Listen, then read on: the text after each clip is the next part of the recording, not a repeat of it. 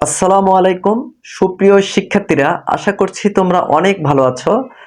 আজকে আমি তোমাদের সামনে তোমরা যারা অনার্স প্রথম বর্ষে রয়েছে গণিত ডিপার্টমেন্টের ফান্ডামেন্টাল অফ ম্যাথের পঞ্চম অধ্যায় মৌলিক অসমতা অধ্যায়টির 17 নম্বর যে উদাহরণটি রয়েছে সায়েন্স ভিউ পাবলিকেশনের, এই বইয়ের 17 নম্বরের যে উদাহরণটি রয়েছে সেটা আজকে আমি সমাধান করে দেখাবো।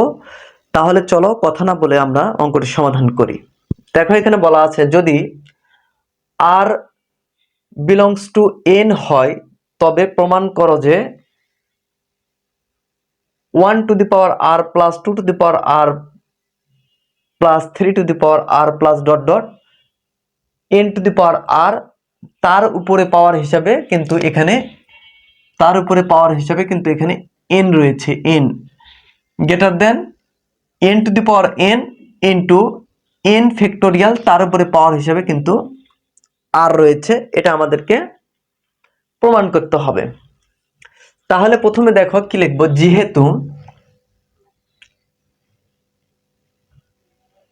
যেহেতু অ্যারিথমেটিক মিন অর্থাৎ যুগান্তরবোধক গ্রেটার দেন জিওমেট্রিক মিন, এটা কিন্তু আমাদের জানা। এখানে তোমরা যেহেতু লিখে দিবে বা আমরা জানি লিখে দিতে পারো, সমস্যা নেই। তাহলে এখন যে কাজটি করতে হবে সেটা হচ্ছে, একটু লক্ষ্য করো অঙ্কটিতে, আমি সুন্দরভাবে বুঝিয়ে দিচ্ছি তোমাদেরকে যে কাজটি করতে হবে। এটা হচ্ছে অ্যারিথমেটিক মিন বের করতে হবে এটার সর্বপ্রথম। তাহলে এটাকে আমরা কি লিখতে পারি, 1 to the power r plus 2 to the power r plus 3 to the power r plus dot dot dot n to the power r. এটা আমরা অ্যারিথমেটিক মিন বের করতেছি, সেজন্য এন তম পদ যেহেতু, সেজন্য কি করতে হবে, এন দিয়ে ভাগ দিতে হবে। দেওয়ার পরে গ্রেটার দেন চিহ্ন রয়েছে, গ্রেটার দেন দিয়ে দিব। আর জিওমেট্রিক মিন মানে গুণোত্তর মধ্যকটা নির্ণয় করব, এটারই গুণোত্তর মধ্যক। তাহলে আমার কি লিখতে পারি, 1 to the power r into 2 to the power r into 3 to the power r, এভাবে ডট ডট চলবে কি এন টু দি পাওয়ার আর, এই পদ পর্যন্ত চলবে। সেই জন্য এখানে 1/n, কেননা 1/n আমরা দিব যেহেতু এন তম পদ পর্যন্ত, সেজন্য 1/n। তাহলে এখন যে কাজটি করতে হবে সেটা হচ্ছে খুব সহজ। এখানে 1/n রয়েছে, উভয় পাশে আমরা n নিব। উভয় পাশে যদি আমরা পাওয়ার n নিই, তাহলে এখানে একটা পাওয়ার হিসেবে n দিলে n কেটে চলে যাবে, তাহলে পাওয়ার এটার উপরে চলে আসবে। তাহলে 1 তার পাওয়ার আর আছে থাকবে 2 r plus 3 to the power r plus, এভাবে ডট ডট থাকবে আর এখানে প্লাস চিহ্ন থাকবে। তাহলে n to the power r divided নিচে হচ্ছে এন, তার উপরে পাওয়ার হিসাবে কি চলে যাবে, এন আসবে। আর এখানে পাওয়ারগুলো তো ডিলিট হয়ে যাবে, পাওয়ারগুলো কি হয়ে যাবে, পাওয়ারগুলো এই যে পাওয়ার 1/nটা এখানে থাকবে না, শুধু থাকবে কি এখানে দেখো,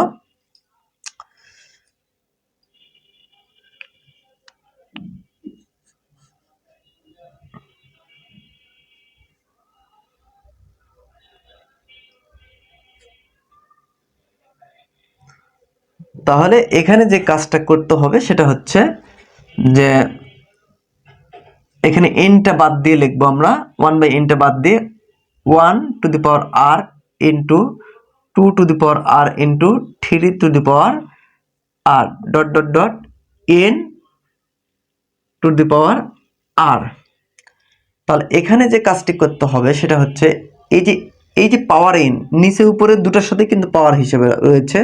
তাহলে 1 to the power r plus 2 to the power r plus 3 to the power r plus, এখানে কিন্তু dot dot dot n to the power r, তার উপরে ব্র্যাকেট, তার উপরে কিন্তু কি এন হিসেবে থাকবে পাওয়ার এন। আর এখানে যে নিচে এন রয়েছে, নিচে এন, এই যে এন এর উপরে কিন্তু এই এন এর পাওয়ারটা চলে আসবে। তাহলে এন পাওয়ার এন গ্রেটার দেন, তাহলে এখানে একটা কাজ করা যায়, তোমরা দেখো উপরে যে আর আর আর আর পাওয়ারটা রয়েছে, এই আর পাওয়ারটাকে কিছুক্ষণের জন্য তোমরা মনে মনে ধরো যে নেই, তাহলে কি হবে, 1 2 3 4 5 6 এইভাবে কতদূর পর্যন্ত চলে গেছে, n মানে অসীম পর্যন্ত চলে গেছে।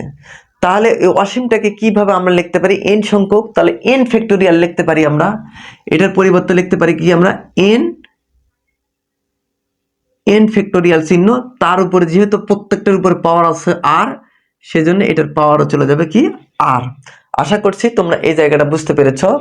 তাহলে এখন আমরা সুতরাং তাহলে এর নিচে যেহেতু 1 রয়েছে, তাহলে এইটাতে যদি ক্রস গুণ করে দেই, তাহলে 1 তার পাওয়ার r প্লাস 2 তার পাওয়ার r প্লাস 3 তার পাওয়ার r প্লাস এভাবে ডট ডট ডট ডট চলার পরে এখানে যেহেতু প্লাস, তো প্লাস কি n to the power r, তার উপরে ব্র্যাকেট দিয়ে তার উপরে কি পাওয়ার হিসেবে থাকবে হচ্ছে n, গ্রেটার দেন চিহ্ন দেওয়ার পরে n to the power n তো এর সাথে গুণ হয়ে আছে, তাহলে n to the power n into, তাহলে কি লিখতে পারি আমরা, n ফ্যাক্টোরিয়াল, তার পাওয়ার কিন্তু রয়েছে কি r।